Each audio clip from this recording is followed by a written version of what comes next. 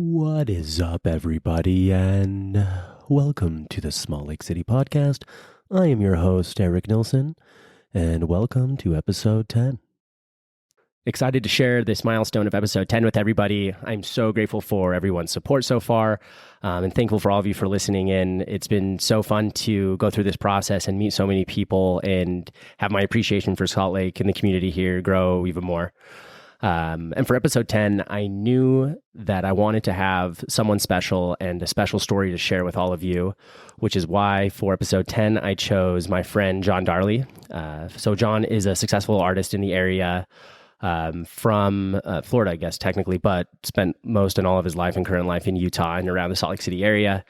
But I've known John, we'll get into it in the episode, but I've known John since my earliest of days, and he kind of always kept crossing paths with me through our youth and like early adulthood.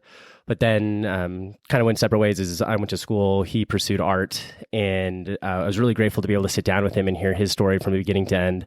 It's absolutely inspiring. It's an amazing tale of struggling artist working so hard to get where he wanted to be. And I'm so excited to share this and grateful for John for letting me share this story of his. So listen to mine and John's combo and hope you enjoy. So here's the fun thing about us, and like you is particular, is when I think about my earliest childhood memories, you were the first character to show up as a peer. Yeah. And this might sound a little macabre. Is that the word? Anyway, but everybody else who's been, let's say like a closer friend at that time, have both passed away. Mm-hmm. Like someone who lived two doors down from me, they unfortunately had a boating accident, died. Mm-hmm. Then I have another friend who was one of my first true best friends, mm-hmm. and he unfortunately passed away. And so when I was preparing for this, I'm like, John is the person that has been there from the beginning. But then it's fun because you jumped around from time to time, because then you moved down to around Bonneville, Yellcrest area. I was still in the Avenues, and then I can move down there, and you're at Uinta. I'm at Bonneville. We go to Clayton, and then you're there. Yeah. And then it's just kind of this, hey, John's back. What's going on? I popped around. I actually bounced around more than that. I went to Holiday. So here's kind of... Actually, I don't want to go over it twice. So So born and raised in Salt Lake City, Utah. No. Oh. So let's start there. So I was born in Boston, Massachusetts. And I lived there for only a year, and then we moved to Florida, which was great childhood. It was the sticks. I'm the youngest of 5, and there's about a 6-year gap between me and the next youngest. Mm-hmm. So you're the youngest, right, Eric? Yes. Yeah. I'm a baby. The youngest always kind of is your parents are kind of tired, and especially when there's a 6-year gap. And Florida was a fantastic childhood just because I was in the woods all day, and it was the woods, right? Mm-hmm. Water moccasins and alligators everywhere. And I was just I wake up and my goal was to catch frogs. It was great. I even caught a gator when I was 5. It's impressive. It was great. It was about 3 feet. Mom, look what I got. Yeah, they freaked out. But my family, what happened was the reason why we popped around Salt Lake a bunch is my dad. I don't know exactly what was happening with his job, but I think maybe his boss was doing something sketchy. I don't know the details. Now that I'm older, this doesn't make a ton of sense. Yeah. But he left that job, and he was looking for a new job. And then it was really crappy. There was something that happened in our house. We were trying to sell it, but there was a water law that changed, and it caused everyone in the area to try to sell their house all at once.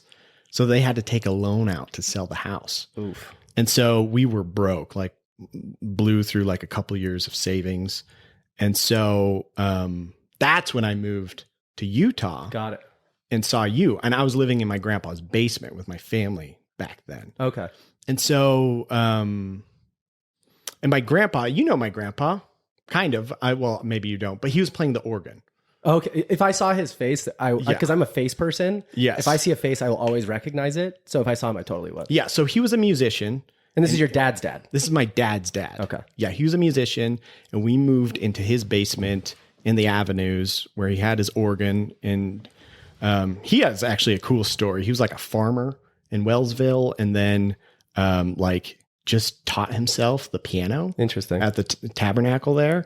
Like made a friend with the janitor, and would just always go in.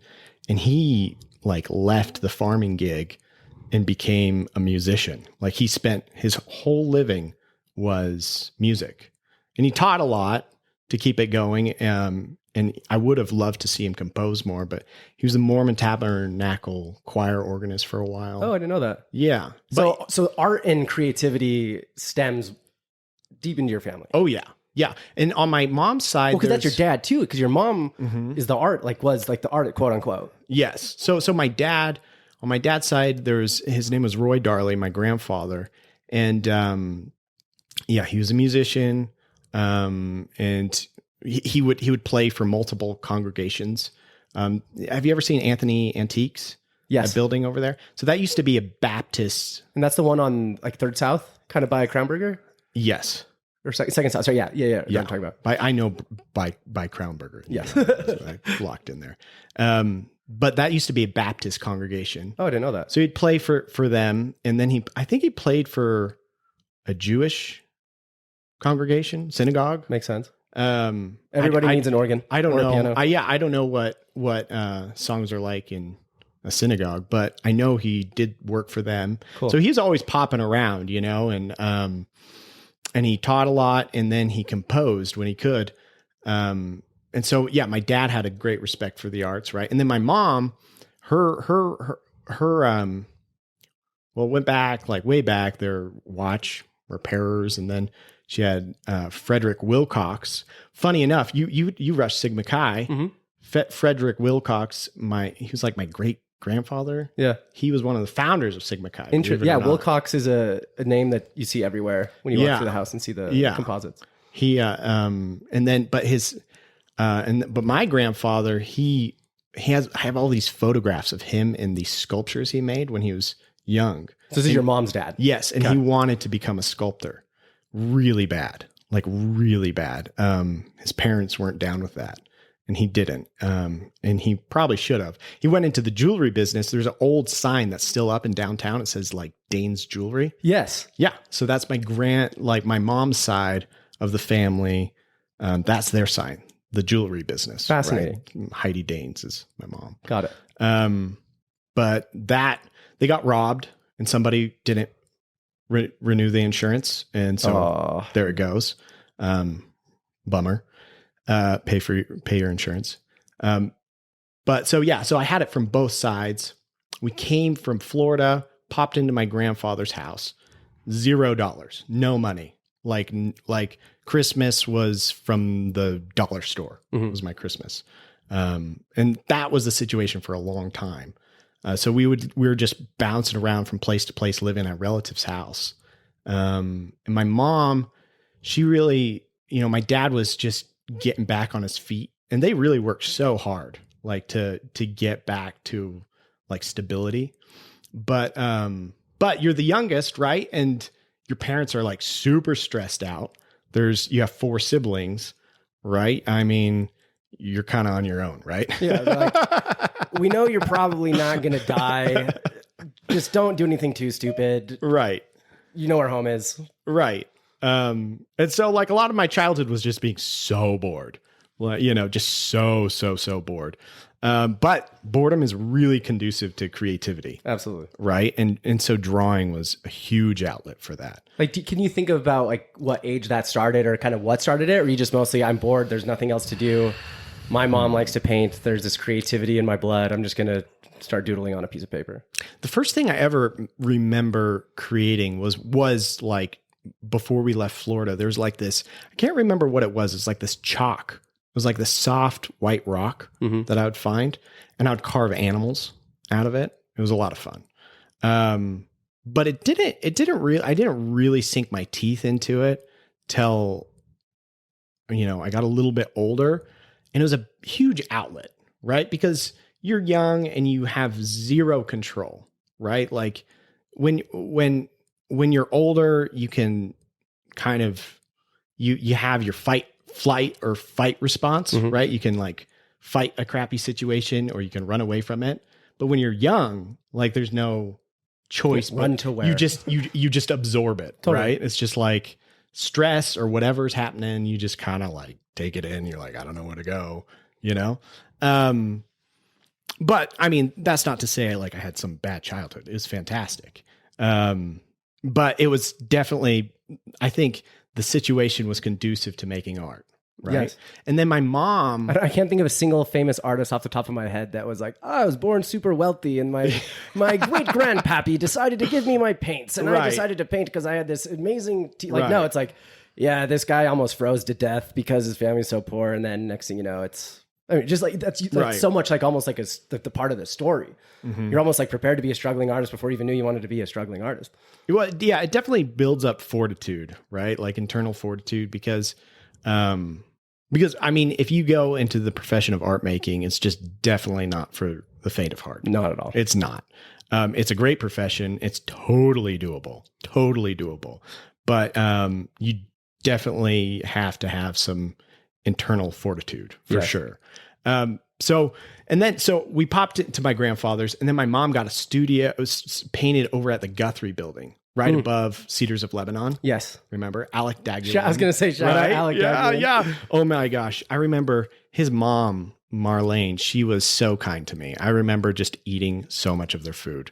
I'd go to their house all the time. Such good shawarma. And just the tabbouleh salad. Oh my goodness. That was prime. And I remember I vacuum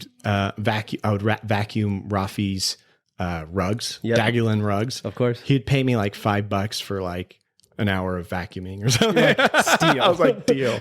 I'd buy like some cap guns or something stupid. And so I'd go to her studio all the time because I went from Florida, like where there's alligators and there's snakes and like the culture was just way different to Ensign. Yeah. Right. Where like, that's like some of the richest households in the valley. Totally. Right. But I am not rich. Like, my family has $0, you know? And so it's like, this is weird. And so I didn't like going to school much at all. Cause first of all, it's a new environment, but also it's like what's going on? Like, it was just weird. So I'd always pretend I was sick or whatever and go to my mom's studio and just watch her paint and just do my own thing. And she was really like, hitting the ground running to try to get back ahead, get on her feet again. And so, and when she came to Salt Lake, when she first started like painting as like a profession, or was she already doing that in Florida and other places? She was studying while she was in Florida. Okay. So she was going to what university did she go to? I can't remember. She finished up school in Boston. Okay. So when I was young, and then I think she was doing more studying too when I was in Florida. But yeah, so she was just getting plugged in and getting her career really going. And it did get going. And is she mainly doing like commission work? Is she working on passion projects, mixture of both? Because I know she does a lot of like portraiture. For example, my mom commissioned her to do a painting of me and my sisters at our old house. Oh, cool. And it's still in my mom's house to this day. I still see her mom's signature, the classic high D and treble clef. So is that mainly what she was doing, like, or just kind of whatever tickled her fancy? From what I remember, it was mostly portrait work, and then it was like murals. Okay. Which her murals and her imaginative work is just unreal. Like, I see my mom's sketchbook, and her imagination is by far her greatest strength. Like, she's in her own world a little bit, you know, I admit, and she would admit, but man, there is a lot in there. It sounds like a cool world to be in. It is a wild, she has like 5 books she's written and never published. And they're like 800 pages, like nuts. And I'm trying to get her to publish them. That's the hard part for her, is like, just like finishing, like getting it out there. She has lots of ideas. I really need to help her get those done. But her mural work is just like, she's just playing. Her portrait work is great, and she did a lot of official portraits for like judges in the state. If you go to Eccles Theater, there's a bunch of her paintings there of some of the Eccles family. Interesting. I didn't know that. She did some judges here, and but it's how she got a lot of things for me. Like she got me braces by doing some work for the orthodontist. She's always haggling, right? And then we moved from the avenues, and I was just bumping from school to school, and then we went to a holiday. And my aunt and uncle went out to do some missionary work, and we got to live there for a while. And then by then, my parents got on their feet enough to like put a down payment on a home. Huge, right?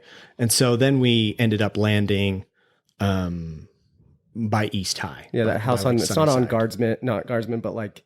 I know I can see it in my house as you come up 9 South, and then there's that quick little like turn off to the left, but doesn't connect to Sunnyside. And that house on the right. Yeah, it's like right across the street from pretty close to Sunnyside. As I tell your parent, everyone exactly where you go. We can cut it out. But yeah, so and it made a difference. Like I liked Holiday a lot, but people talk about like having a home and stability really makes a difference. I could feel a difference, a huge difference. And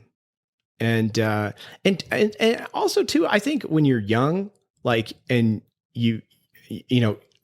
kids can smell it a little bit. Oh, you know totally. what I'm saying?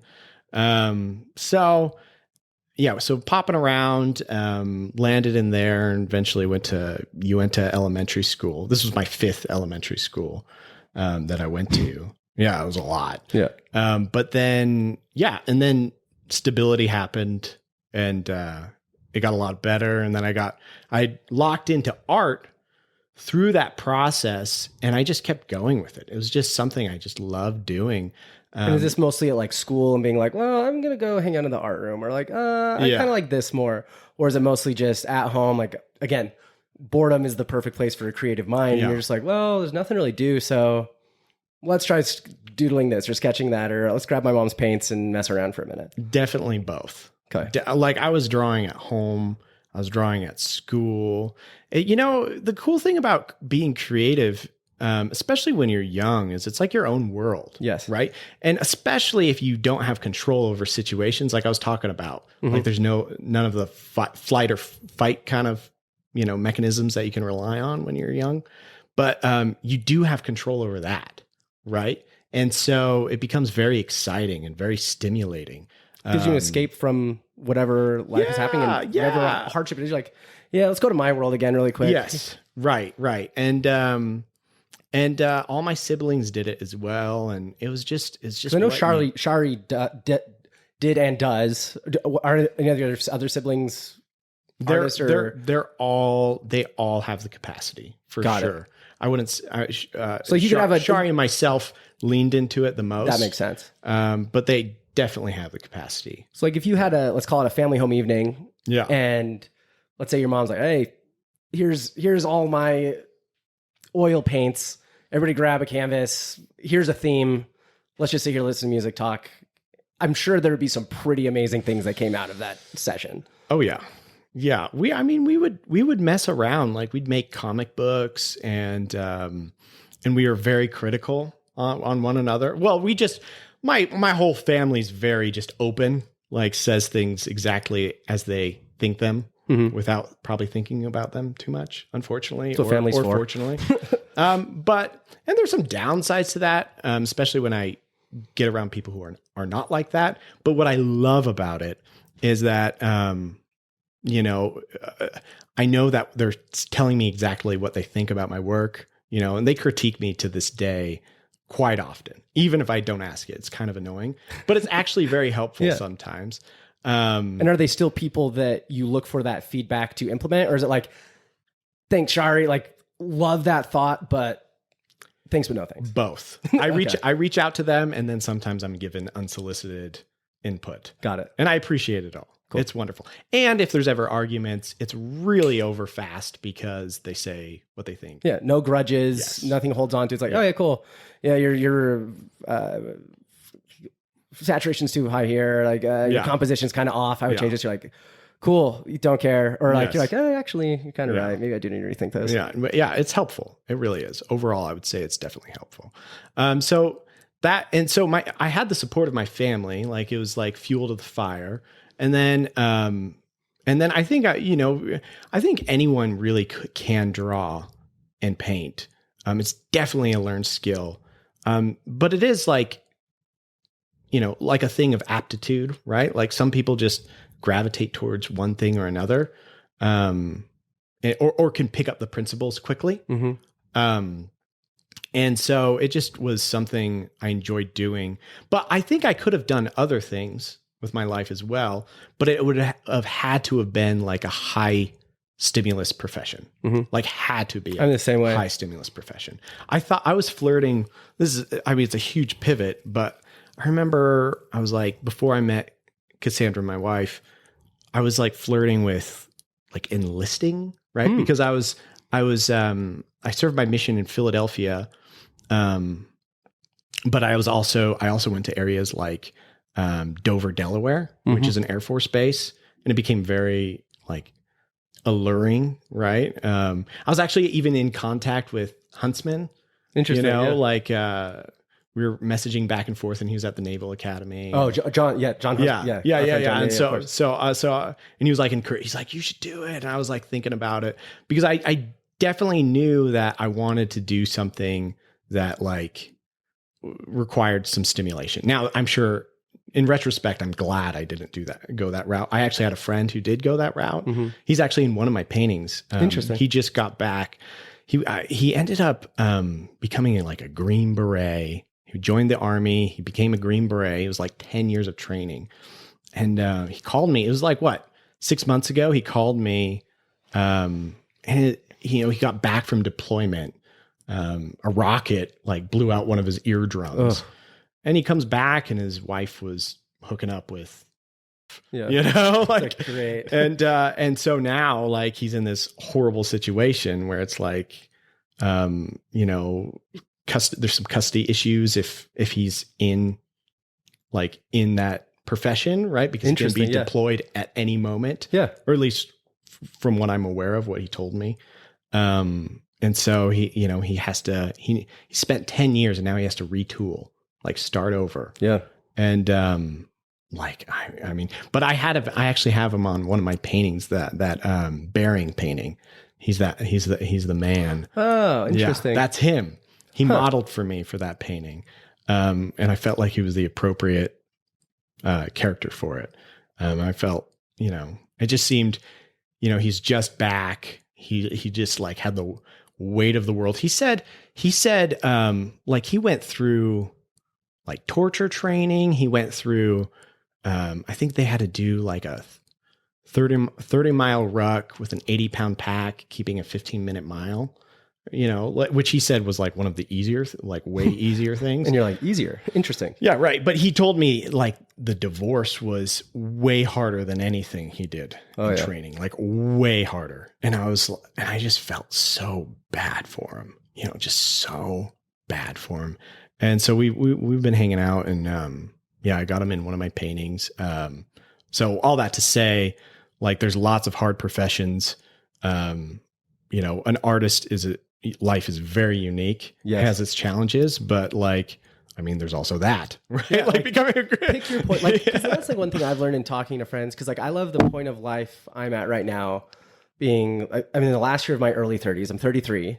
And it's fun because all my friends that went to law school, medical school, dental school, like very professionalized degrees, they're finally doing what they wanted to do. And I've done enough growth and introspection to know who I am, what makes me happy, my values. And I like where I'm at, all decisions aside. And that's fine. It's fun because I can look at friends and be like, I'm so glad I didn't go that route. I almost did this. I'm so glad I didn't do that. Because like, even if your point of like highly stimulated things, like one of my best friends, Brandon Bowen, is a dentist.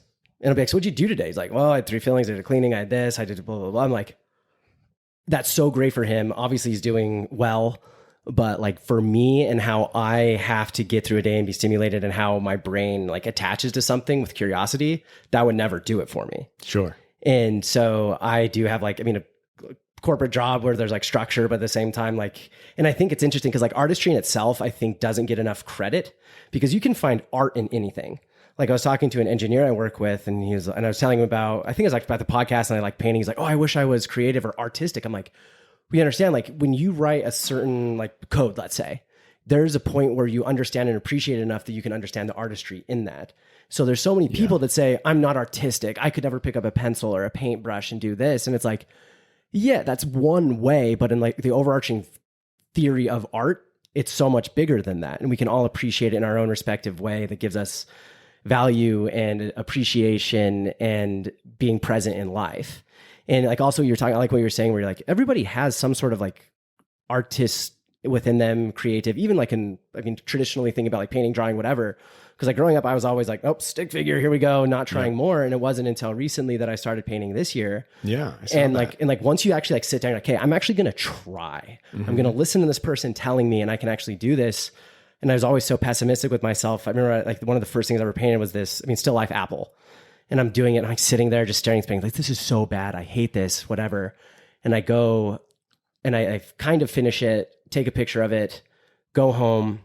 And then that next day at work, I pulled up my picture and I was like, hey, that's actually that's really not bad. Like this is good. Like if you can try and be like patient and grow with it, like you can do it. Definitely. And unfortunately, like today's world, like you want results now. Yeah. I don't want to wait. I don't want to be patient. I don't want to be taught. I just want to be innately good at this thing. Yeah. And so I think it's such a good exercise in patience and learning and development in a way that, I don't know, just people aren't native and like inherently as creative as they used to be at one point. Mm-hmm. And so it's so fun that you got to have this life where you're exposed to it at an early age. You have this history of family in there and it's set up this stage to be like, okay, like I can almost see like as bad as it can get. And that motivates me to even still take these steps forward. Cause like, so I guess, so you're back at UNTech, Clayton. And at what point would you say you kind of leaned in more to, let's call it like the educational side of things. Are you taking art classes at Clayton, at East, or are you just kind of more like, I don't really need this. I have my form of learning as I know it. Yeah. That's an interesting, that's interesting because, when I was young, I was just playing, just totally playing. And I've had people since say like, what can I do to help my kid get ready, get better at painting and drawing?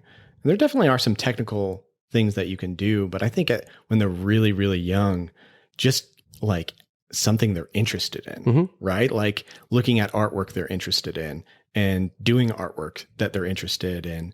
But I thought, I started taking like some classes at the Peterson Art Center, which is a lot of fun. But mostly it was just me doing it myself.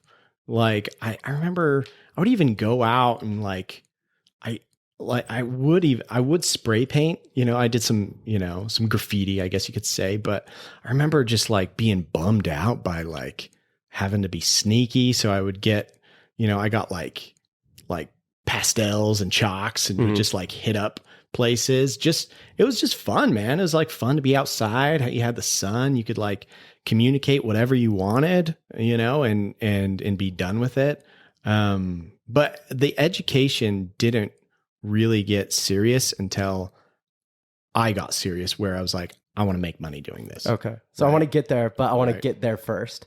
Yeah. So, okay. So let's say, high school, you're doodling like crazy. If anybody ever sat in a classroom with John Darley and they didn't see him doodling, you are a liar or you weren't actually looking over his shoulder. Cause every single notebook you had a doodle. It was always these like very wild, very wild. Yeah. And it was fun because like I would just sit there and kind of, I couldn't care less about English, but I'd be like, what's in John's head right now? Let's just sit here and stare off. And like next thing you know, you're starting with like a line and then it's like this thing that melts into this thing. And I'm like, I wish I could be in your head and do this. And it was so fascinating much fun. Place. Yeah. It was so much fun. And I remember somebody like sneaking one of my drawings in like a trophy case that the janitor could get some keys to. It was just a blast. I was just having fun and messing with it, and that's definitely and the teachers always just let me do whatever I wanted, right? Like because like I don't have to worry about you. You obviously know what you're doing. Yeah, and I would ditch class all the time to just go to one of the art classes and the teachers never cared. Yeah. I'd just keep on making stuff. Heaven forbid a kid be interested in something and have passion. Right. Yeah. And Mr. Tholen, you remember Mr. Tholen? Yeah. Yeah. He was a cool guy. Like he just let me do whatever I wanted. I think he drew for X-Men or something. Oh, interesting. He was like an ex-Marine, and you just tell me conspiracy theories about like lizard people and stuff. Yes. Like, which I just remember and he had that big UFO, I believe. Sign. He was a lot of fun. And so, yeah, I mean, it was just me playing around. I knew I was probably going to be a painter when I was like 11 or 12, but I didn't want to do it at all. Like I was really sketched out by doing it. Like I was like, nobody is ever going to want to marry an artist, like zero chance. And I really, really wanted to marry a beautiful woman, which I did. So remind me how you met your wife, Cassandra? Because I remember I remember it happened semi-fast. It did. You know what? I think I might have met her. Well, I met her at church. But I talked to her the night I saw you. Right? When there was like New Year's Day. It was UVU. You remember that? Very well. You remember that? I do remember that very well. Yeah, I met her. And I was talking to someone about that night the other day. That's hilarious. Yeah, that was the night I met her. And she's like, I went to a party that was like by myself, because I was just like, it's weird when you get older. It's like I really got into just doing stuff by myself. I was like, I'm going to go see the Muppets Christmas by myself. I love seeing today. I love going to movies by myself. I love going to restaurants by myself. I don't have to talk to someone and be like, oh, what do you think? Or like, I heard this. Or like food is like, oh, well, how do you like this? I'm like, no, I can just like, this is a good meal. I get to enjoy this. I get to be with myself, jog around my thoughts, because I'm a very overthinking person. So I'm the same way. I love just being like, I don't have to have someone by me. Like, I can enjoy this and almost enjoy it better sometimes. Sure. Yeah. I mean, and I was totally in that space. I loved it. And I went to a party and I saw her there, and she's like, so who are you here with? And I was like, nobody. You're looking at him. Just me, And she was like so shocked that I didn't come with somebody. She's like, you didn't come with any friends?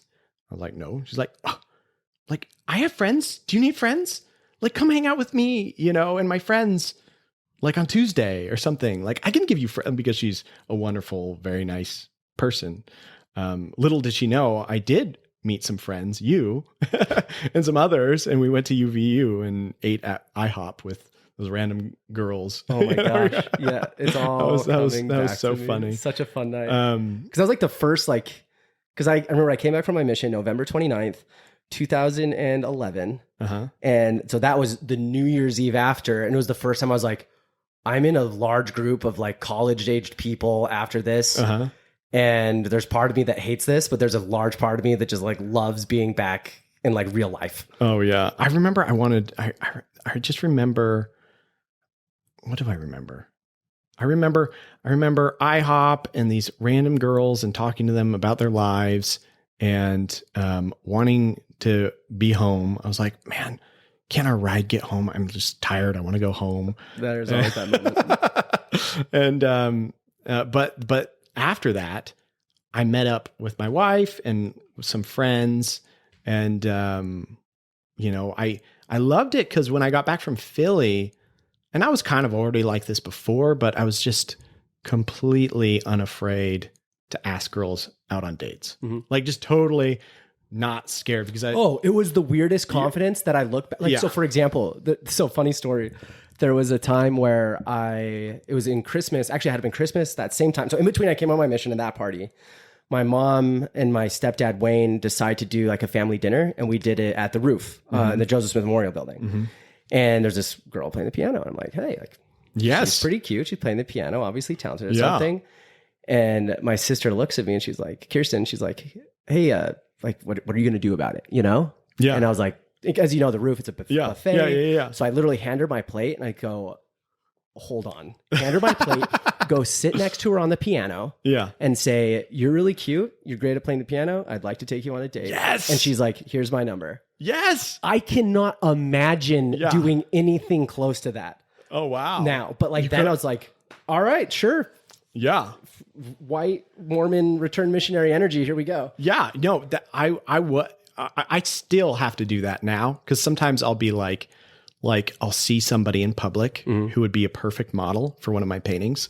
And I just I was at Olive Garden with Cass. Yes. And I was eating with Cassie, and we're, I see this girl who's clearly on a date with this guy. And I'm like, Cass, look at that girl. She'd be perfect. I want to paint her. Yeah, she'd be perfect for that painting. And Cass looks, she looks without trying to see that she's looking, right? And she's like, okay, you should go ask her. So I get up, I go over, and I'm like, hey, I'm a painter. This is my website. This is my Instagram. I'm happily married. I'm not hitting on you, but I have a painting and I'm looking for a model for it. And I think you'd be perfect. Do you, check out my work, see if you want to come model for me. And, I've never had somebody say no. Interesting. Luckily so far, but it's that same, where you're just like, I'm just going to do it.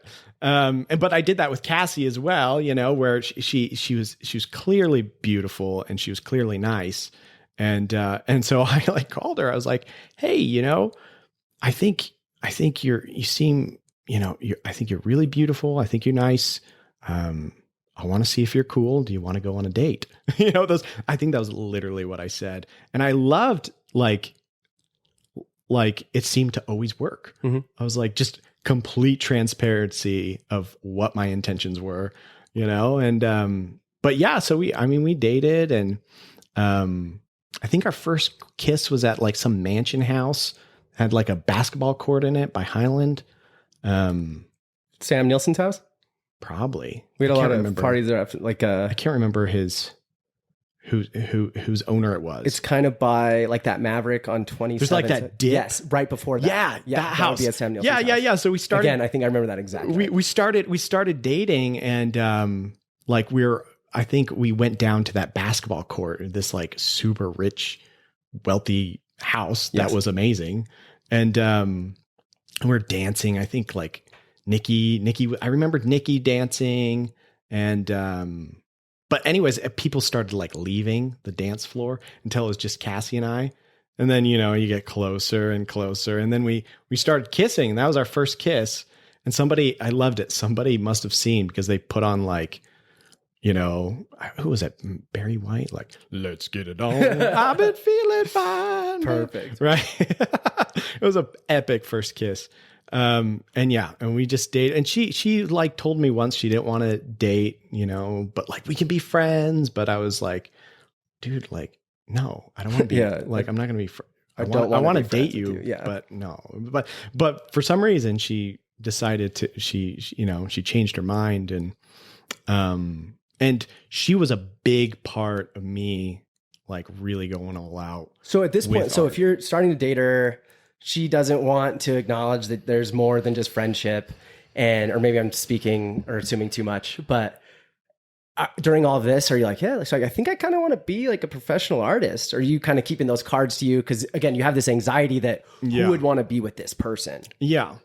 I was that's what I was saying. I was flirting with, I think I was studying accounting for a little bit. I was getting my feet wet, which was the worst thing. I was going to say, ever. I can't think of anything more opposite of painting than accounting. As soon as I got to very early on, FIFO, LIFO, and average, yep. I was like, no, I'm done. Yeah. We're done here. And I was also still flirting with military, because I do think I would have been okay at doing something that was, matter of fact, I met a recruiter on an airplane. I was actually going to an art show in New York. And we just started talking, what do you do? And he was telling me this. He was telling me that in his recruiting, which was for parajumpers or something. Interesting. Air Force. He said birth order was a big thing that they actually consider in the youngest. I always thought it would have been in the oldest, but he was telling me the youngest is they notice that and will snatch it because there's a way higher risk tolerance. That's what I was going to say. With It's the like youngest. kind of thing. Like I have a higher risk tolerance than my sister. Like, Yeah. yeah, I see the logic in there. Yeah. And I was kind of surprised. I was like, whoa, I wouldn't know. But Cassie was not down. No. 100% no. She was like, no, you aren't going to do that. And I was like, I can do this. And so it kind of came down to the point where it's like, okay, this is life, and in life, you just have to learn to enjoy the fight. And I thought to myself, like, how do I want to fight? Do I want to fight like doing something that I'm like just kind of figuring out? Or do I want to fight a hard fight, but with both hands? Right. I like that. I was like, am I going to do something that I feel competent in and like I think I can have a good chance, even though it's a difficult route? Or, I don't know, just trying to catch up on something that I'm not that interested in. Yeah. And when she gave me the green light and go ahead, she's like, you know what? Like, I think you should do this. And it was funny. It wasn't Are you like, guys married at this point? Are you still dating? I think we just got married. Okay. And how old are you at this point? Like 22. Okay. Right. So we like, what was that moment where you're like burning the ships? I'm doing this. Yeah. All speed ahead. It was wild because I had no money. So like it was 2012. There was that oil boom in North Dakota. Yep. Do you remember that? Yes. Like anyone who could chew gum could go down and make money. Yeah. Right. And that's what I did. Oh, interesting. I didn't know that. Yeah. So I went there and I lived on a man camp and I was doing like construction work and of all sorts. And I was living literally in the middle of a dirt field. It was wild because it was the Wild West, man. Like it was a town for like maybe 1,000 people, and there was like hundreds of thousands of people. Wow. And all men mostly. Yeah. And so they would just like be driving around with nothing to do, making all this money. And they, you'd like walk by the one Dairy Queen in the area, and they like multiple people would stop and they would just like shout. They just like, and then just like that roll much up the window. Testosterone. Like, we're just gonna let this like, out. Literally, like multiple times on one walk to a Dairy Queen. Like there was like a Walmart and Dairy Queen. I was walking, and like multiple dudes in trucks just like roll down the window, shout and go off. Right. So it was wild. It was a wild place. It was way fun. I don't think I would have ever experienced anything like that. It was really cool. But she ended up getting, and I was making pretty good money for like having no skills. Yeah. Right. And she ended up getting a job as well as a cook of the man Oh, so camp. she was there with So you. she came down and we were engaged. Right. And she came down and and she got a job there as well. And we're like both living in the middle of this dirt field with like all these truckers, like oil rig truckers and construction workers and all these guys, and they all loved her. So that's where we started talking about it. Like, like we're going to get married. What do we want to do? How do we, and I think it was around there where we concluded that would be the route to go. And so what I did though was, I noticed the unfortunate problem of most people not making any money doing it, like selling paintings. Right. And I was like, well, that's not an option. So what I did is, I looked around for people who were, and my mom suggested Jeff Hine in Salt Lake. And, I went and I visited his studio. And he was making a living selling paintings, and he was making wonderful paintings. And he tells me, he's like, look, and he dropped out of the U as well. He's like, look, like making a living as an artist it's not complicated. You just have to be good. Right. Like, and there's no more honest way to figure that out so fast than to put yourself out there. Right. Right. And so he says to me, he's like, look, you drop out of college, come to my studio as my apprentice every day, and like work incredibly hard, like incredibly hard. And so what is like, maybe you'll have a chance. so what does an apprenticeship like that look like? Like, are you cleaning brushes and like doing all like the, Yeah, like I'm I'm like work, or no, I'm modeling, right? I'm modeling for him. And so he had like a studio and he had his main studio. and do you feel like his style was something that you wanted to emulate, or are you mostly following him for, here's a successful artist, how do I model this to make this viable, or maybe a combination of both? Both. Okay. Yeah, his style. He know. So here's the thing, like how you make marks and what you want to say. Like it's so funny because you go to the U, right, and there will be like a lot of talk of like, what do you want to say, and people saying like, what do we want to say with our artwork, and not a ton of discussion about craft or what we can do or how to do it.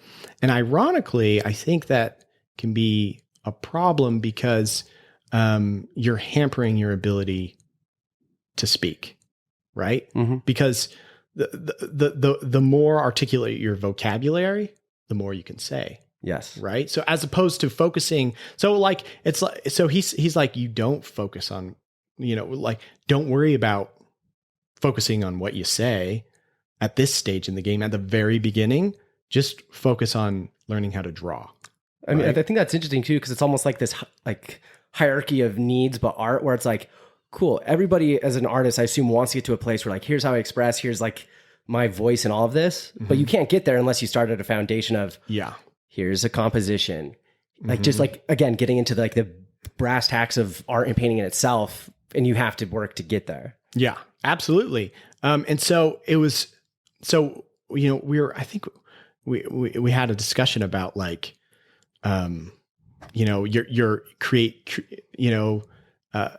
your work becoming, something you love doing, becoming your job, and how that can be perceived as like, it can kill it for you. Mm-hmm.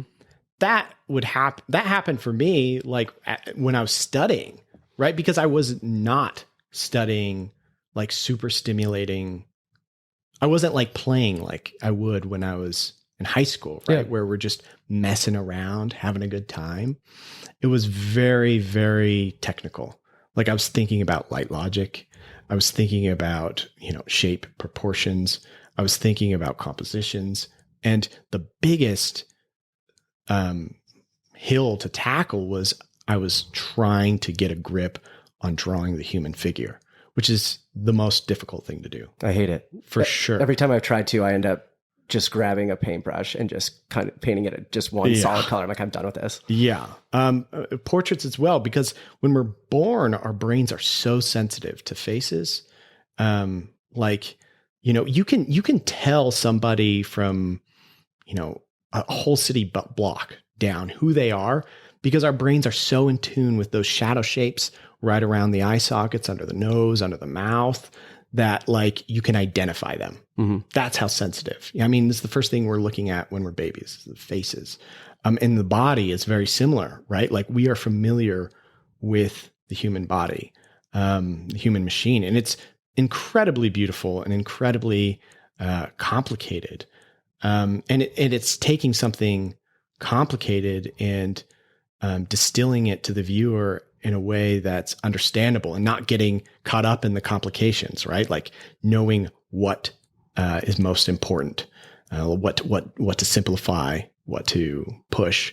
So the human figure, the figure drawing was a giant bulk of my education. And I also thought about. And did you know that you wanted to go down this path of portraiture at this time, or is it mostly just, this is stimulating to me, this is this challenge that seems so gargantuan that I want to tackle this? It was definitely, I knew I wanted to paint people. And it was definitely a challenge. The challenge was huge because most people who I studied with me, with him, like who studied in his studio, they did not last very long. Because he was just very strict. Yeah. Right. Like the deal was like, hey, like if you want to move on to more complicated subject matter, you need to show me that you know your stuff and you know what you're doing. So like, for example, you know, there was a desire to show proficiency in a certain subject. So like a straight line blocking, like a line drawing, you know, no rendering or form within the drawing, just lines, right? You know, you would have to do 5, you know, still lifes, 5 figure drawings perfectly in order to get more complicated instruction, right? And perfect, I mean, when I say perfect, I mean actually perfect, like professional, high level, something he would do, quality. And let's say you got 4 correct, and on your last one you screwed up, you messed up. You had to start again. It's almost like that. I don't know why this comes in my head, but the movie Miracle, like about the 1980s hockey team, where they're doing like the ladders back on the ice ring. It's like again. Yes, no, totally. Again. And what, like a lot of people I saw just like cry and like leave. So you weren't the only one going through this. No, there was like, I don't know. It varied. People would come and go. It was like, but I think there was like a solid 5 people. And was it like Hunger Games, John's the last man standing because no one could deal with it? Did a lot of people go through with you? No, I mean, most people didn't dropped out.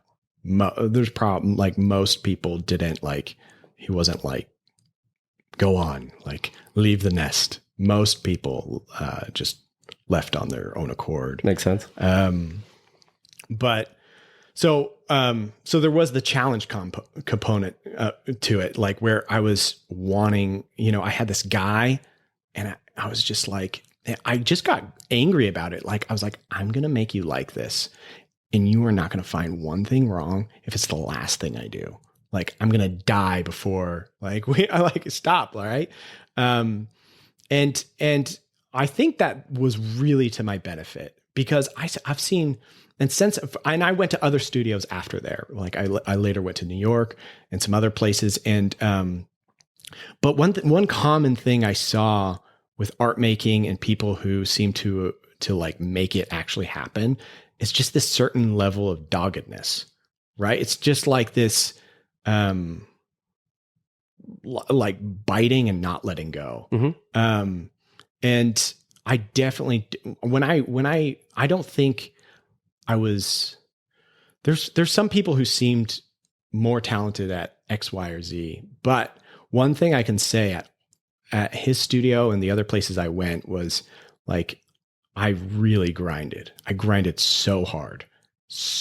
I did, before I started making real money selling paintings, I did the math and I had worked over or about 13,000 hours.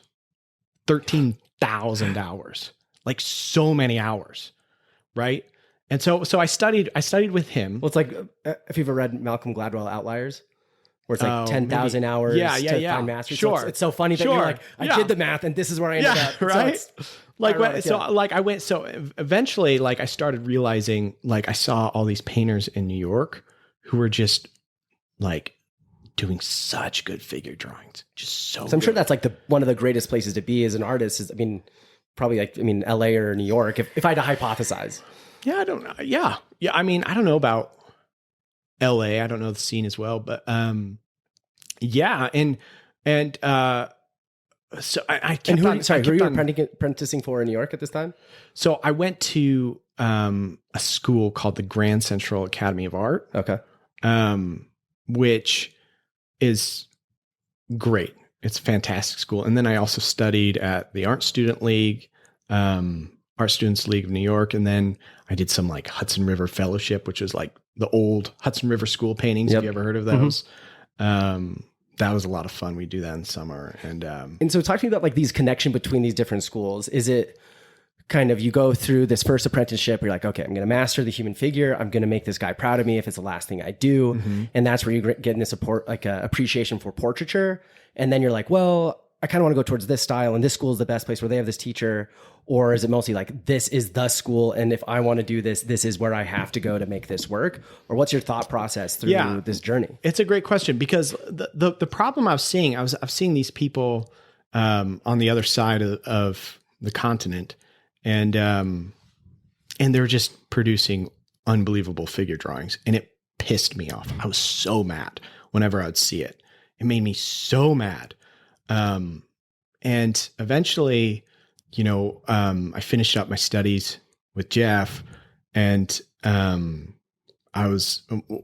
wife and I, we like stashed away like $12,000, like maybe 14.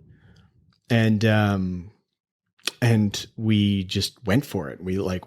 I applied, I got in, and I went there, and I quickly understood why their drawings were so good.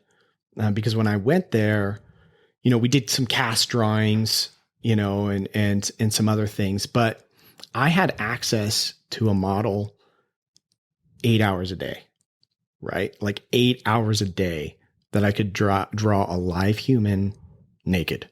It was great.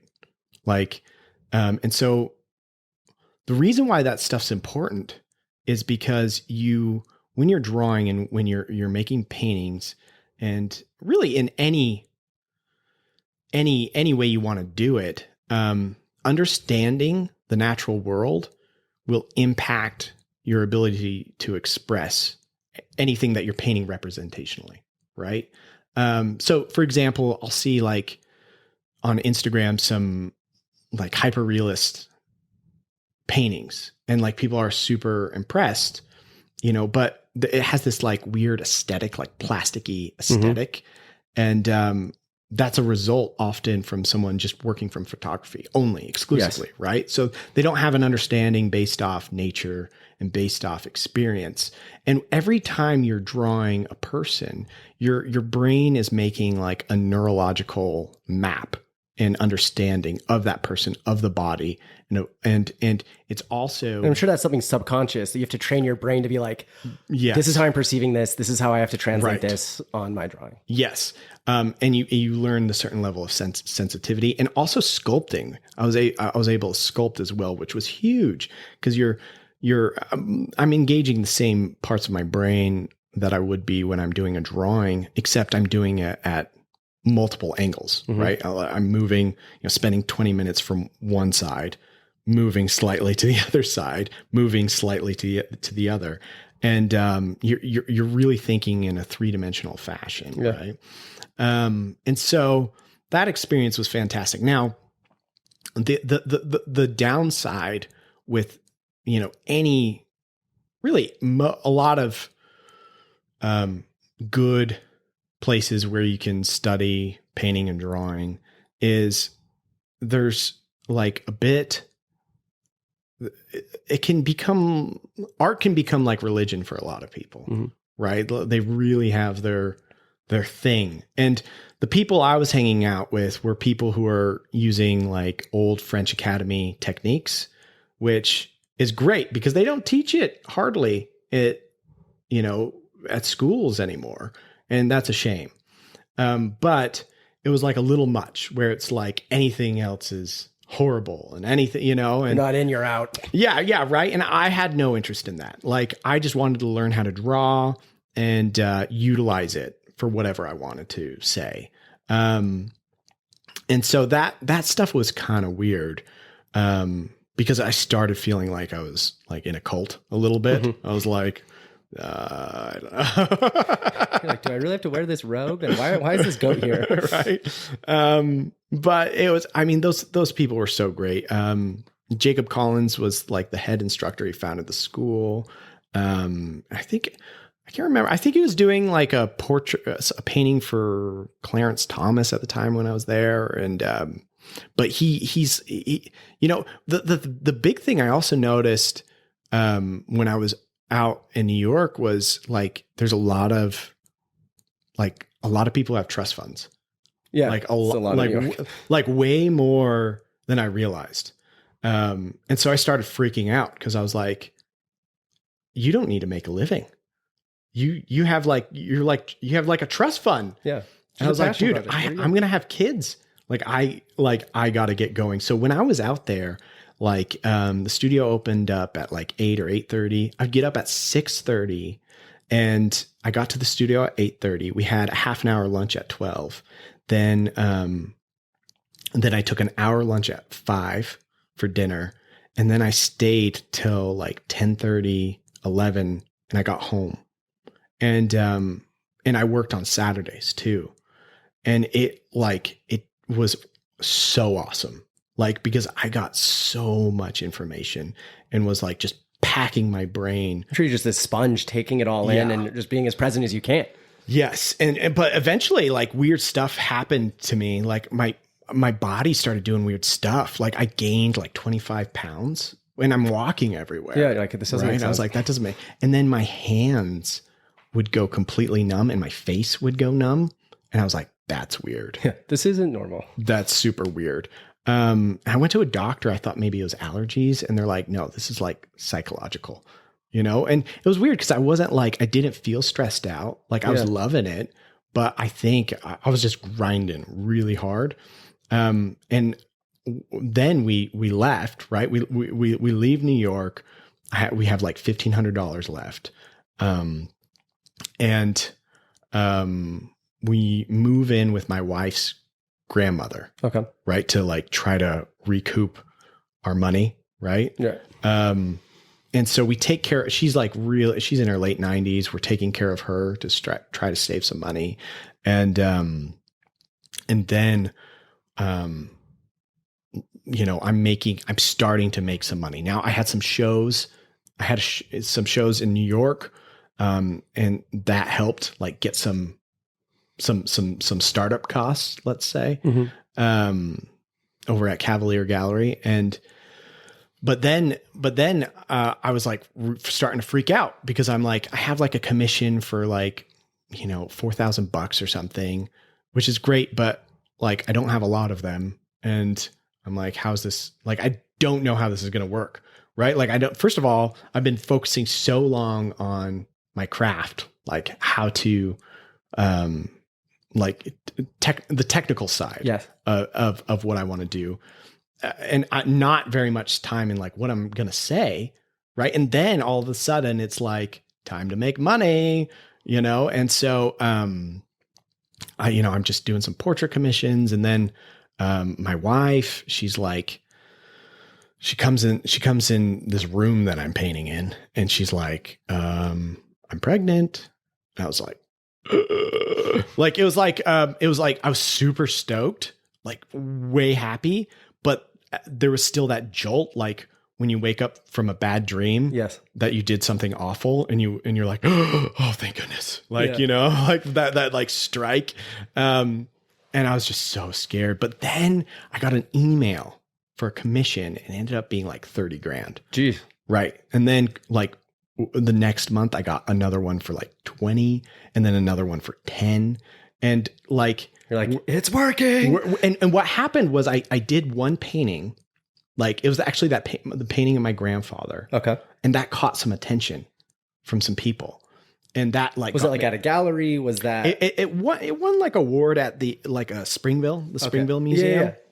That's a fun place. So that got me plugged in, and that got the ball rolling. Got it. And like, it was just that one painting, which is kind of so cool that that's the one that like started this domino of this guy who had this creative, like I like that. Yeah. And so from there, it was just a roller coaster ride. And Cassie, so we had our first son, and then Cassie stopped working, and then she started working like a part-time deal. And then she fluctuated from like not working to doing like a part-time light deal.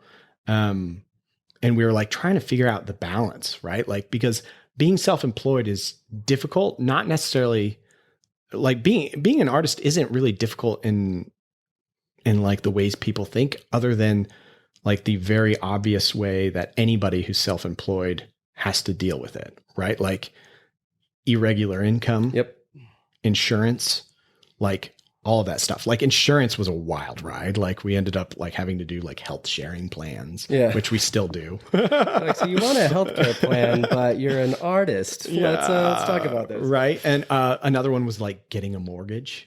Oh yeah. That was possible insane for people, self-employed people. Well, we did. We bought a house in American Fork. Nice. It was wild.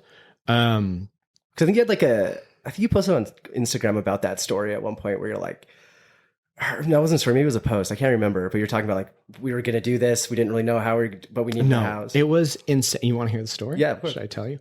And that painting. So if your listeners are listening, there's a painting on my website. It's called Bearing.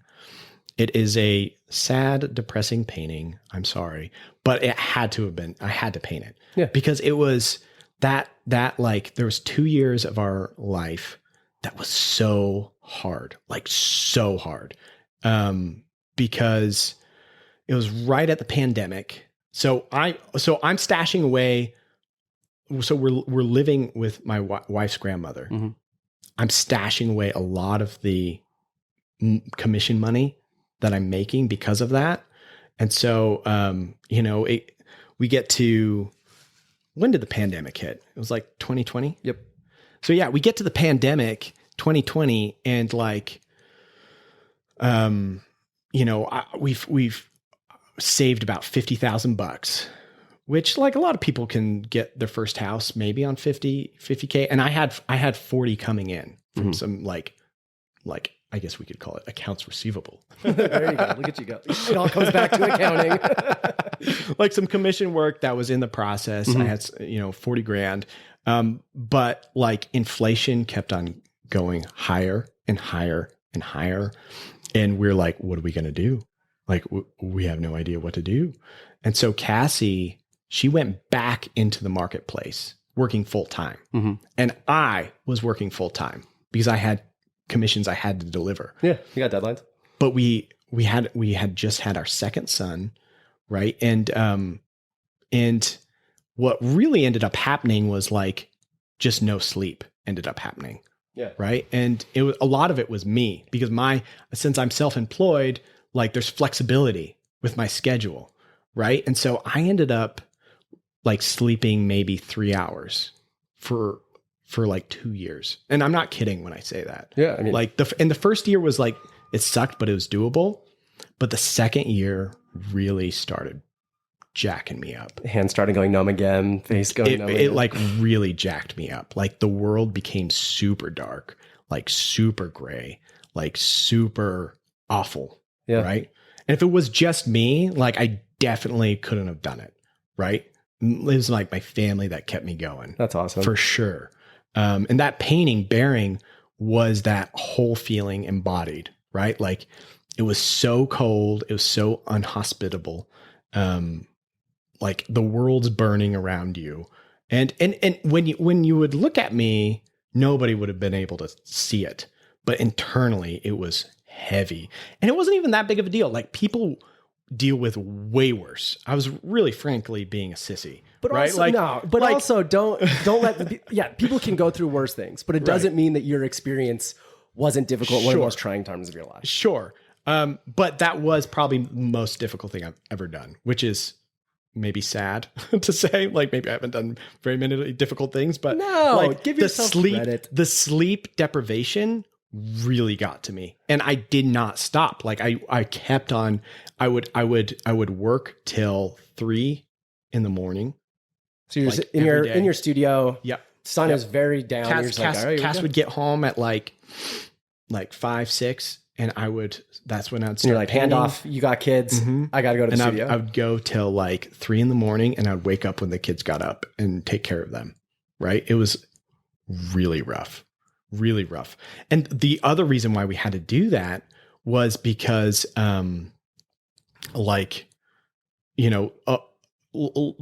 a mortgage. Yeah. Right. They're like, self-employed, irregular income. And I was making like livable real money, and I am, but it's like still, they were giving us side eyes, right? And so to really seal the deal, she went into the marketplace for those 2 years to make that happen. And because if you can show consistent income, salary, they're like, oh, cool, like you can consistently pay this bill at least, right? And so.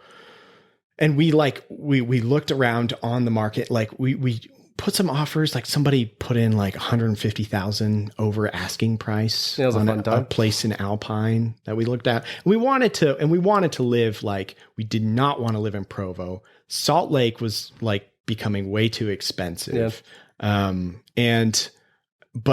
like American Fork, Lehigh seemed like the sweet little like in between spot.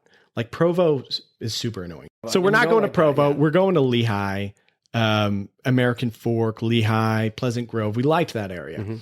And so we looked at a house over, Alpine, 150,000 over.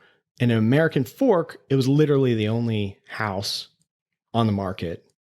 And like we walked around it for 15 minutes, maybe even 10, and like put down an offer. Yeah. Yep. This is it. Right. And it was like listed before the pandemic. It was like 350.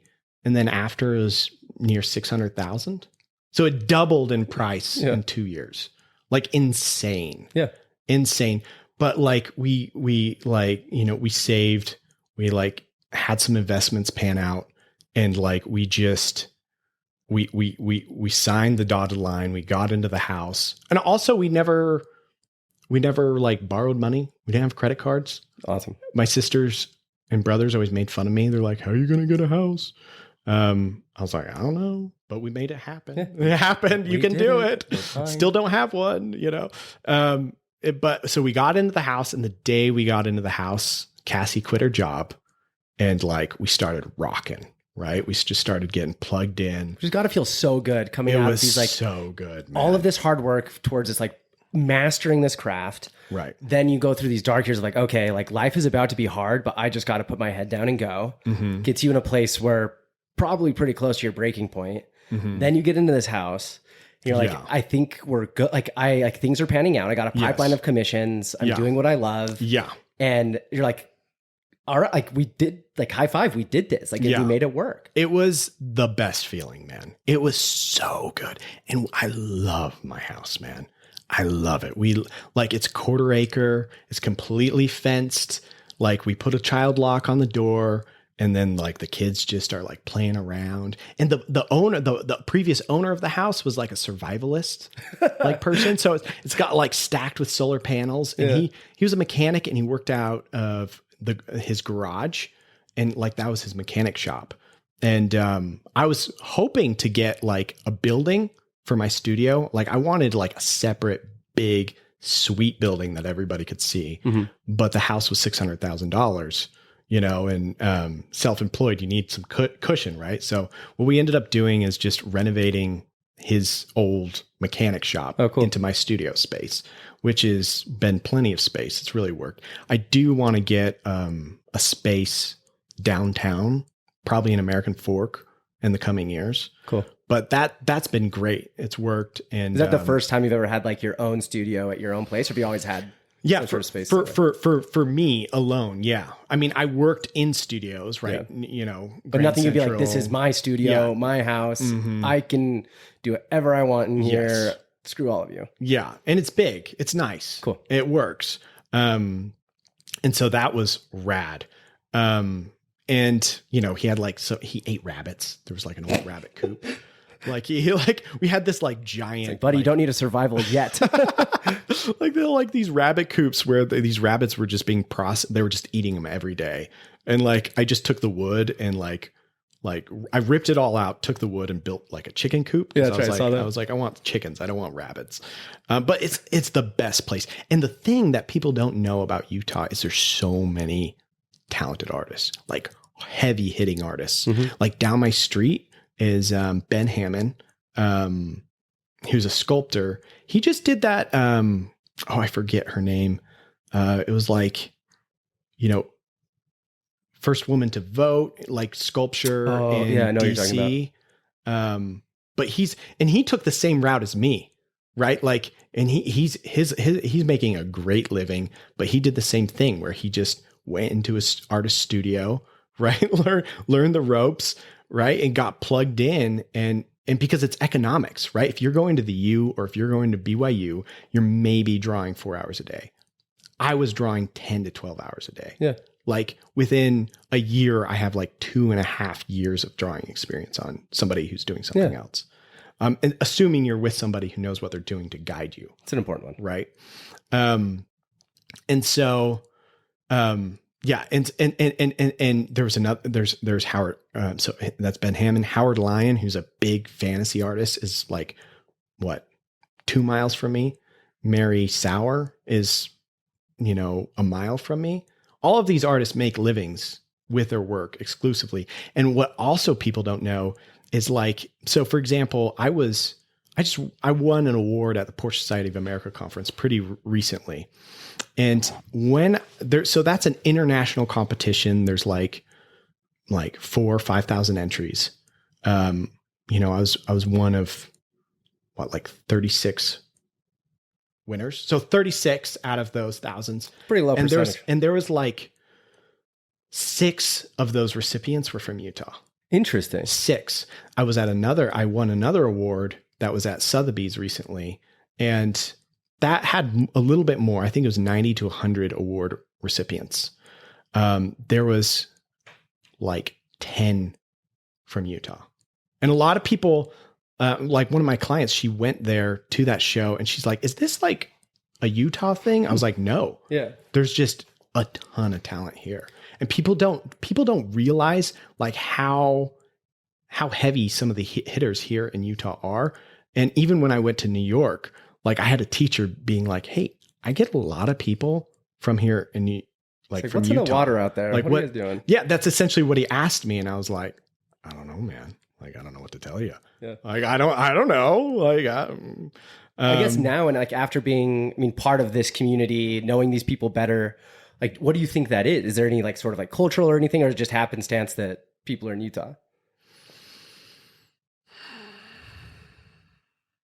While you're thinking about it, Utah, it's not long ago that Utah was pretty agrarian. Like we're like lots of farms, right? That's what American Fork and Lehigh used to be up until like 8 years ago. Right. Less than that almost. And there's still a lot of healthy things that produce like some stability, Mm-hmm. right? And there's a fairly well-educated population.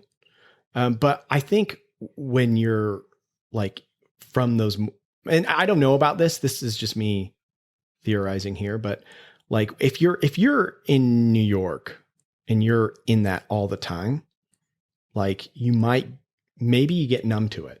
Yeah. Right. Like, but if you're from these more rural areas, right, that stuff is incredibly stimulating. Right. And if you're like healthy and capable, and as that more money comes into the area and more educational opportunities come into the area. Like, I can't remember where Michelangelo was born, but I don't think he was born in an urban area. Yeah. Like I think it was rural. And I think that those places are conducive to creativity, being bored, right? That's what I was going to say, is because there's less stimulation. So you have these people being like, so what else can I do except for go dig trenches and holes and milk cows? Like, oh, I'm going to paint. And actually, as you were saying that, I was thinking, I'm like, but also like by nature, I would say Utah's a pretty inspiring place. Yeah. I mean, it's so hard. Like, even if you're in American Fork, you go walk outside, you're like, wow, Mount Timpanogos is pretty stellar. Looking across Utah Lake, it's a very beautiful place. And it's hard to not be caught in awe. And even some of like the artists I follow, a lot of landscape artists, and especially like, I don't know, I just always appreciate it because I love Utah so much. So, for people who don't know, like, who are some of these artists in Utah that you look up to, or that you feel like are the front line of these like successful Utah artists that are out there? Definitely Jeff Hine. Yep. Who I studied with, right? Do you still keep pretty good contact with him? Yeah, we're buddies. We're buddies to this day. He's great. The people I mentioned, Howard Lyon, Casey Childs is really big. He's in Salem. He moved from Pleasant Grove to Salem. Mary Sawyer, Howard Lyon, Randall Lake was somebody who helped my mom early on. I think he's now in Spring City. Pretty area. And then there's people, if you go down towards the Logan area, you have like Michael Malm. That's like 7. Cool. Right. I'm being put on spot here. So it's like drawing some blanks, but I mean, that's 7, Yeah. right? And those people make real money with their work. And it's good work too. Like it's good. Like recognized. It's not like, oh, you're a good artist in Utah, Yeah. like gold star, but it's just like, oh, this is like nationally, internationally recognized. And I mentioned them because also they have like there's a lot of ways to go about art making, right? The galleries are more and more conducive these days to like high output, right? Like maybe you're doing like a landscape with like a palette knife, like really quick, something maybe representational, but a little bit abstract, something you can do like 4 paintings or 6 paintings a week, something like that, where it's just high output. Yeah. But figurative work is a little bit of a harder lift when selling in a gallery, but you totally can. And it's more difficult content in general. Yeah. So a lot of my sales have come through private commissions, right? I have some galleries on the East that I love and they've been really great to me. But the private commission is really preferable in my view because there's not that 50% cut, which they take, by the way. No, if you're wondering, they take 50%. But instead, it's someone being like, hey, I want this done. This is how I want it. And you're like, cool, let's do it. Instead of like, here's how I'm feeling, or here's like what's on my mind right now, and hoping that has some sort of resonation because, I mean, it's a job at the end of the day and you have to make money. Like in a perfect world, you could sit in front of a canvas and be like, I want to paint this. And I know when it's done, I can put it on my Instagram and someone's going to buy it for $500,000. Yeah. On to the next one. But that's not probably how reality is. No, at least not for me. My experience has been like, a lot of the people I work with, it's weird because I had a student the other day who was saying, I teach, by the way, if people are wondering, I teach a portrait class and a figure drawing class. And that's at UVU, right? I teach at UVU, portrait class and figure drawing class. And they're great students. I love it. It's very stimulating and I'm happy because you get pretty broody in your studio by yourself, with the exception to models coming in. But I had a student the other day, like refer to somebody she was doing work for as like a customer. And it was weird to me that it was weird to me. I was like, a customer? Like, yeah, like what are we in retail? Yeah. Like, I don't know why I felt not at weird. Nordstrom trying to get a pair of shoes. Like, yeah, she's amazing, by the way. She's like, she's a fantastic student. But I remember being like, that's weird. But what I found is, it's really cool to get these people in my corner, making these projects happen, right? Because I can't do it without them. They will fund my life essentially to dig into a subject. Like for example, right now I have a multi-figure painting that I'm going into. It's like 12 figures. There might be more. It's huge, right? It's a big painting and it's going to take a lot of my time, but that's the route I want to go. Like I want to do the most difficult subject matter I think you can tackle is large scale multi-figure work. Oh yeah. Right. Like if you went to the Paris Salon back in the day in the 1800s, there was actually a hierarchy of difficulty of subject matter. And in Paris at the time, I think there was like 2 million population. And when the Salon came, the French Salon, like it became 10 million. Like everyone from Europe came. It was a big deal. Yeah. But the hierarchy of subject matter was, I believe, and now this is not to be insulting to people who might paint these subject matters. This is just what these people long ago thought. But it was like landscape, still life, animal painting, portrait painting, figurative work, like a single figure, multi-figure work. Like this was these were the tiers of difficulty. Got it. And so at this stage in my career, like I really, really want to tackle large scale multi-figure work. And somehow like I keep getting lucky where I find somebody who's interested to get behind a project. And I think about it more in terms of like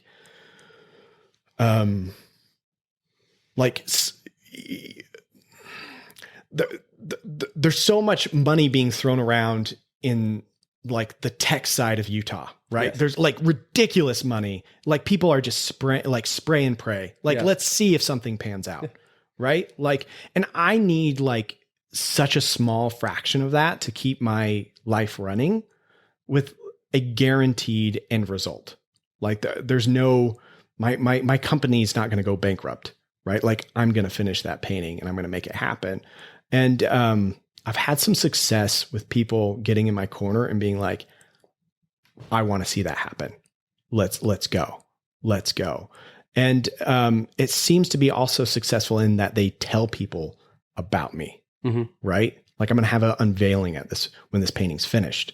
And, you know, history has shown that kind of stuff keeps on bringing work towards me. And my work is not, it's not, like my price ranges go from $3,000 to $50,000. It's not like we aren't in the 100, you know, 100, like low end is like $3,000, like lowest. Right. And so I'm incredibly grateful to these people who end up like funding art in our community and really investing in me to continue to learn. Right. That's what I love about painting and about artwork. It's like really just a means by where I can expand myself and investigate the world and see what's going on, and see how far I can push it. And I love being this forever student in a way, you know, because each project presents new challenges, and each project I try to make more and more. Like I try something new, like see where we can take it. And it's such a craft you can continue. Like you're never going to be forever. You're not going to know everything. There's always something to master, something you can learn in every project. So it's got to be so nice for you going back to this. Like you're initially like, I'm going to do this. I'm going to do this perfect. It's this, I mean, chase that you're going to have the rest of your life. But it's so motivating. Yeah. Yeah. And like, and I always feel bad. Like if you go into athletics, right, your body is done when you're like 40s. Right? 45. I don't know. You aren't going to be at your prime. Right. But with art, like you hit your prime when you're like 50. Right. I mean, and I mean, the paintings eventually will like, I mean, I don't know what the future holds, but like nothing's going to last forever. Like there's a good chance they'll disintegrate, you know, into the earth somehow, you know, 20 million years from now. I don't know. But, and this is true for every profession, but I love that I have something where I can expand and learn from and take that on to the next life, you know? Like, I mean, what are we doing? We're eventually going to die. And, like that knowledge is going to go with me. At least I believe so. Yeah. Right. And I love that idea, right? That I'm almost like playing a sport, forever. Yeah. You know, forever. And right. Ever and ever. And I love, and so that's how it's been for me so far. And I have enough work for a long time. Well, for about a year. Cool. I have enough work for a year, and I teach, right? I teach from UVU as just in case stabilizer. And that's helpful. And I plan to eventually, what I would like to do is get, I would love to get large scale multi-figure work in a public space, because a lot of the paintings I do go to private collectors who are fantastic, but I would love for something to be seen. Because I imagine like not a lot of people see these paintings if it goes to some person's private estate, whatever. Right. Which like, there's a big problem with that in like art in general. Like you look at the Louvre and it really is like, there's thousands and thousands of paintings that no one will ever see because they're collecting it with like, obviously intent of, conservation. Well, I mean, that might not be the right word, but, to keep them. But at the same time, it's like, yeah, but nobody sees these now. Right. And so I'm sure as an artist, like you don't want something to go behind a closed door. Like, no, I want people to see this and experience this and this joy.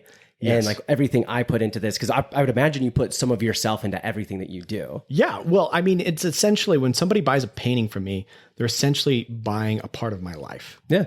Right. Like I really do put everything I can into my work, I really just open myself up and try to do whatever I can to make it as good as I can. And so that life is like that painting is like a relic of millions of individual decisions encapsulated, like millions of individual thoughts. Yeah. You know, and in a world where there's so much photography, like that's just an explosions of pixels, you know, explosion of photons that capture it, right? And into a single snapshot. Like a painting is millions of like different emotions and thoughts by each mark and interpretations and the way Right. that you want to convey that. Right. Like, because I was talking to an artist at I think it was the Park City Art. Anyway, but it was back in like August or something. And I was talking to this woman, and she was this pastel artist, and I was just sitting there staring at it for enough time that she came up to me and was like, "So do you have like any questions?" Or like, and she's like, "Well, what about my process?" I was like, "Yes, process." And I was just talking to her about how, like, to your point, where people, I mean, you go on Instagram, people do this amazing, detailed, realistic thing, but it's like, in theory, like, yeah, you can copy a photograph, but at the same time, that isn't how you interpret what you're trying to, like, what that emotional response is, what you actually see in the values, in the colors, and the composition, and then putting your own spin on that is like, that's a whole other different thing. Like, that's to me where the art comes in. Because anyone, I don't want to be like, talk down to people, but like, yeah, people can take pictures, but that isn't an interpretation of something or how to convey an emotion or create something new. And so sometimes it bothers me when people are like, "Oh, this realism is so amazing," which is good. It is great. There's so much skill behind it. But at the same time, I don't want that to conflate all the other art for what it is, because I think there's more than just, that looks like what I think it should look like. 100%. One of the things I hate, which I would hear kind of early on, it's like, "Oh, that looks just like a photograph." I'm just, you're just like, "Oh gosh," like clearly, we're doing something wrong here. And yeah, I mean, there is so much that goes behind it. Right now, I'm doing a lot of egg tempura, which is like, so explain that. So that's like the old. It's like egg yolk and pigment, right? You mix it, and I love that medium for a few reasons.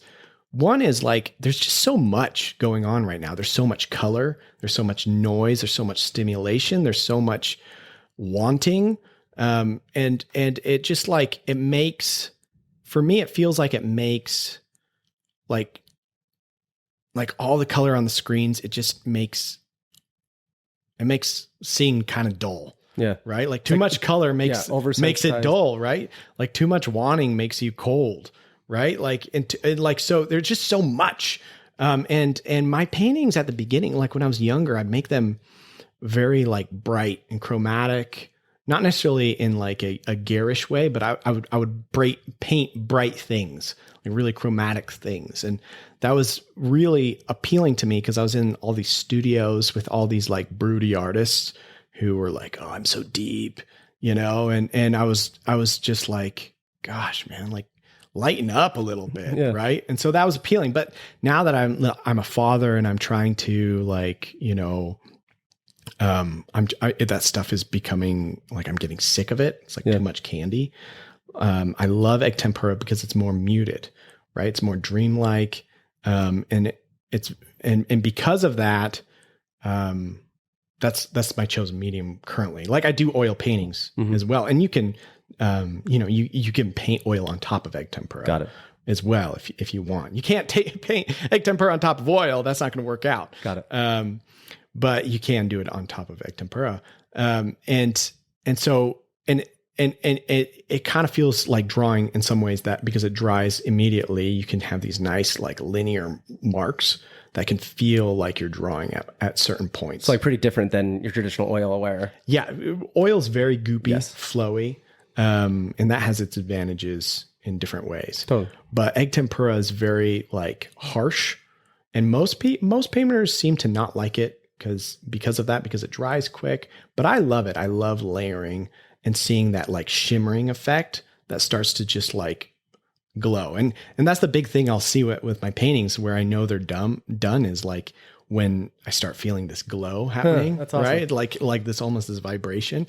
And you can totally tell, like you might see my work on my website or some of it on my Instagram, and it's just a different experience. I was actually wishing I should have brought a painting to show you here. So because it's a very tactile and different experience when you see these paintings in person. And we live in like such a manufactured world. There's just, I mean, I understand like the mass housing developments because like there's a huge need. I get it. But like, that makes these intimate relics and works of art more valuable in my view, right? Where it totally changes the feeling of a space. It totally changes the feeling of your day. And there's a story behind it too. Like if you're looking closely, because a painter only has like one thing to tell a story on, right? Like Cassie and I, we watched last night, Space Odyssey 2001. Oh, classic. Right? It was, Dave, don't do that, Dave. Right? And it was a trippy movie, especially near the end. Yeah. Have you seen that? Yeah, it's been a while, but yeah. It was great. Like, I was like, wow, man, this is great. Really fun. Like there's a huge narrative that can be told within video, right? Where you have, sound and actors and, but a painting, at least I'm trying to make every moment interesting and every moment telling a different thing. Right. And it's kind of like when you're going down the street and you're meeting somebody for the first time and you're really quickly trying to, like, you take a visual gulp of them and you can tell a ton really quickly. Yeah. You don't have the whole story and you'd be surprised when you hear things, but there's a lot you can discern just by one glance. Oh, totally. And they say, don't judge a book by its cover. And that's true. But like, we are incredibly intuitive, and that intuition is based off logic. And that logic is often brought to us by our eyeballs. Yeah. Right. And so my goal when I'm painting a painting is to insinuate and to lead my viewer through the painting and to tell a story, even if it's like something as simple as a portrait, right? Like I am trying to show something that I'm seeing about that person that I'm learning, usually from like, a mom, a dad, a spouse, a brother, a sister, a friend, somebody who knows them, right? I'm asking questions. And then what my eyes are seeing just off my interactions while they're sitting for me. And, there's a narrative there. There's a narrative woven into that one piece. If we can take, a moment or two to just sit and look at it, right? It's there. And so, there's these larger paintings I'm working on right now, which are clearly like large stories, right? But those small stories that are, just a portrait or just like a still life or something, there's totally a narrative there. If you look closely, and check it out and see what the artist is thinking and where they're leading your eye. Totally. I mean, and that's like, yeah, the more I liked art, let's say, like I would never be like passionate about it. But then as I've learned more, kind of like gains, I kind of almost think of it as like, I don't know why my brain's going here, but like wine. Where I'm like, oh yeah, cool. I get it. People do this. And then it's like, I started to have some opinions. And like, well, tell me where this is, like, tell me the story of this. Okay, that makes sense. 100 years old. Yeah. And with art, it's 160. Like, my eye is drawn here. What, like, this color is like, because everything is so intentional. And so, it's like almost like an English class in high school. You're like, no, what did the author mean by this sentence? And part of me is always like, I can tell, I don't think they did mean this much. Yeah. But with art, I do. Well, maybe they don't though. That's also sometimes they don't. You're fair, right? Like I remember so let's to back it up to high school, right?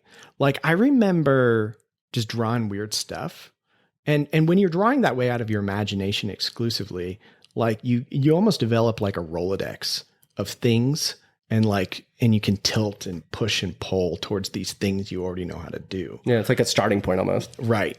If you do it long enough, you just start kind of repeating yourself. But I remember like just doing weird stuff. And I was like, oh man, I'm so deep. Like I'm so deep. but then I, got older and I started seeing like other teenagers doing the same thing, saying, I'm so deep, Like, maybe I'm not as unique and I as was I like, thought I was. yeah, that was my exact thought, right? Like, I was like, man, I think, now I did have like emotions I was totally trying to express, and that was valid. But I'm still doing that now. Yeah. Right. And I'm Just still going back to your point of building that vocabulary and skill set to do so. Right. You now have so many more tools in your Yes. arsenal to do that. Yes. And admittedly, like when I first got out of school, there's something to like, I would say I was too much onto like, look what I can do, everybody. Yeah. Like, look what I can do. And it didn't take long for me to, that's not as interesting to me now. Like I know I can paint something very technically proficient. But now it's becoming more, look what I have to reveal. Right. And there's a fair amount of like emotional, messaging in my paintings that I try to talk about, because I don't like, you remember me, right? Like I like to talk, like I'm kind of loud, but I would be willing to wager it's the same for you. It's probably the same for a lot of guys in general, where you talk a lot, you like to jab, but when it comes to things that actually matter to you, like a lot of times we keep it close to the chest. Yeah. And I don't think that's necessarily a bad thing. Right. But I love having an outlet for that where I feel like maybe somebody will be able to understand this. And it's like an outlet that I think people don't have a lot of ways to have that outlet, and being able to have that in a way, especially like so intentionally, has got to be huge. Yeah. And so when you think about, because like obviously, I mean, going back to like high school drawings, and you only knew what you knew at the time, and you thought you were doing these great things only to kind of like get humbled along the way. I mean, how would you describe the style that you're at now, and how did you get there? So it's evolved, and it's evolving today. Yeah, totally. Like next year, it's going to be different.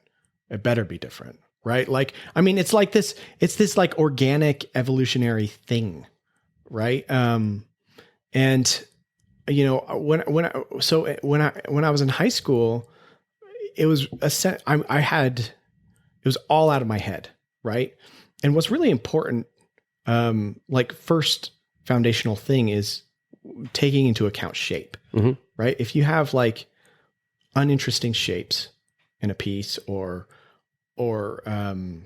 it's just going to be uninteresting. Yeah. Right. And I've had that happen. They'll instantly be distracted. They'll be like, oh, that doesn't look right. So all of a sudden their experience stops right there. Yeah. So what I was doing in high school is I would just like take shapes, and that would be kind of the base, and I would just make something interesting. So you said like you just start drawing something and then it would turn into a thing. Yeah. Right. That just drawing is just like an intuitive search for something that looked interesting, randomized, yet some like, maybe there's some, like I was looking at ice on top of my car the other day, like it came out, there's a frost. It was amazing to me how random, and yet how much of a pattern I was seeing on that frost. Yeah. Right. And I think there's there's an element to that in art making, like where, if you're trying to interpret something from like the natural world, there's like a lot of random, but there's also this like symmetry. It's like this organized chaos as well. Right. And so, what I was doing there was I was focusing on shape, and I was learning I could make anything interesting if I had interesting shapes, right? Then it could be whatever. It didn't matter. Right. So usually it just was like whatever joke I was trying to tell, or whatever like emotions I was trying to do, I was just like messing around. I was having a good time. I still do that, by the way. Cool. That makes me happy. Yeah, I definitely do, especially with my son. It's like, if somebody, like, let's say somebody's listening to this podcast and they're like, hey, I want to throw down some real money for you to do something like you did in high school. Yeah. Sure. Dude, let's rock. Yeah. Let's go. Right? Let me go grab a Sharpie really quick. Hold on. But I enjoy what I'm doing now. And I'm trying to incorporate more of like our heritage. Yeah. In terms of like having a feeling that of like a nod to the past and the future of like people who live here in the West, and dealing with concepts that are universal, right? Like struggle, embracing of the unknown. Yeah. Right. Matter of fact, I'm doing a painting. One of my paintings I'm working on, it's going to be titled that. It's going to be called Embrace of the Unknown. Right. Like where, and it's simply because like I'm embracing the unknown all the time. You only know what's currently in your pipeline in this, but Right. you're addicted and passionate about your craft and Right. don't know what I'm going to be like next. I don't even know what I'm going to paint like next year, Right. but I know I'm going to keep going forward. Right. Like I have a year worth of work in the pipeline, which is great, but it goes by fast. Like a year goes by fast. Oh yeah.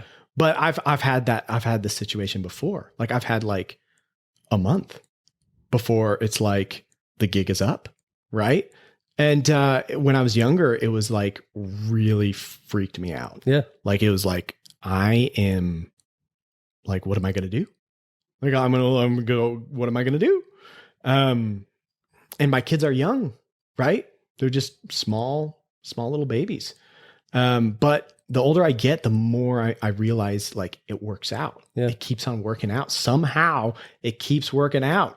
And so this painting for me, is, about that, like just embracing the unknown, letting go of the past and your attachment to it, and just going for it, like opening yourself up to that, like to the abyss. Right. And so, like, I love that I get to do that. And so, I would love to tell more stories like that, which are universal to others.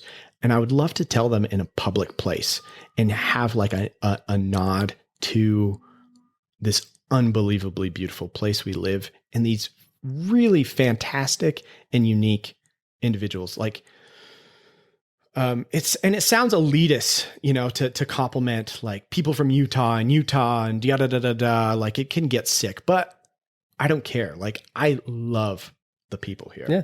They are just fantastic. I love the people in New York.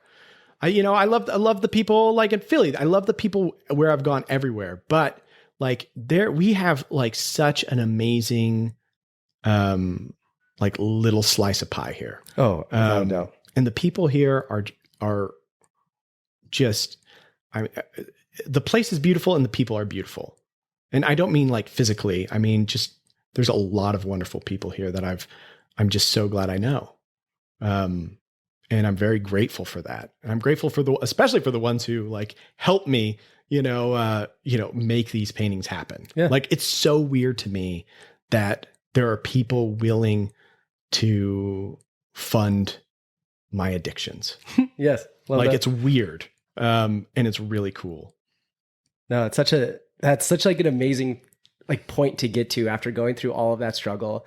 And I also like what you're saying about embrace, embrace the, not the unknown. Is it the unknown? Embrace the unknown? Embrace of the unknown. Embrace the unknown. And it's so fun like to hear more about, your grandfathers, where you have one who's like, I don't know how to do this, but I kind of like want to learn this organ and piano, self-taught to the point where he does all of that. Yeah, he did that all his life. Well, then you also have your mom's father, Dane's, who's like, I want to do this, but I don't think I can. And so it's so nice if they could see now where they have, obviously your sister paints, your mother paints, but be like, they're embracing this thing that I could and couldn't do, just to honor everything that has come before. Like you were talking about, like, I want to do things to honor the past, the present, and the future of it. Right. And I think your testament in your profession is already so much of that. And it's so fun because like, I think you're absolutely right. Like we have a great community in Utah. We have great people. We have a lot of great talented, artists. Like once you start poking around, you realize there's a lot of really good, cool things. Like my sister's father-in-law, he's a huge art collector. His name's actually Art. And Art Vandelay. Arthur Swindle. Arthur Swindle. And it's just so amazing. Like every time I go to his house, I'm like, wow, like they're all local artists. Like he very rarely buys anything from out of there. And so I think there's so much optimism to have and so many great minds coming together for it all. And I guess kind of before I end with two other questions, like just for people who are curious about how would you define your current style? How would you summarize it if someone asked you? Yeah. I'm a figurative painter. I tell stories with a human subject, whether that be, multiple figures interacting with one another, whether that be a portrait. The human subject is how I tell stories. Love that. So yeah, figure Cool. painter. Yeah. And then wrapping up with the two questions I always ask everybody is, number one, if you could choose to have someone on the Small Lake City podcast, who would you want to have and hear their story? Well, if I want to keep, thinking about the art world that we got going on here. I love it and want more of it. A great guy to have on would be Micah Christensen over at Anthony Antiques. Yeah. They just bought a painting from me, so obviously they have good taste. Yes. And he knows a ton about the art history. Like you asked me, like, tell me some people here. I said like 7. Yeah. But there's so many more. He just developed a book about Utah artists specifically. Interesting. Right. So, I'd maybe reach out to him and see what he has to say about the Utah art world. Yeah. Very unique. He's and he has like real artwork coming through there, like real artwork that's really impressive. I don't know how he gets his hands on it. It's like beyond me, but there's some cool stuff that go through the Anthony Antiques. Interesting. I'll have to reach out to him. Yeah. And then lastly, if people want to find your artwork, find a class, find a commission or commission you for an artwork, where can they find you? Yeah, just, you can go to my website, johndarley.com. You can go to my Instagram, at John Darley Art. You can email me, johndarley801@gmail.com. Yeah, that could work. They could even reach out to you. I would could be send them my more way. than happy to refer anybody to my friend John Darley. Yeah, but before we go, like, I want to say though that this podcast is like a painting, man. Like this is your artwork. And I was listening to the last 3 and they were just tight. They were really tight, really sounding great. And like I found myself wanting to ask questions from like David, right? Yeah. Like that. And I think that's a good thing when the listener can be that fly on the wall, right? And like feel like they're part of the conversation. Really great. And I'm super stoked to see where this thing goes. I think it's going to be awesome. Thank you so much. That really does mean a lot coming from you. Yeah. Dude, I'm so happy I did this. Yeah.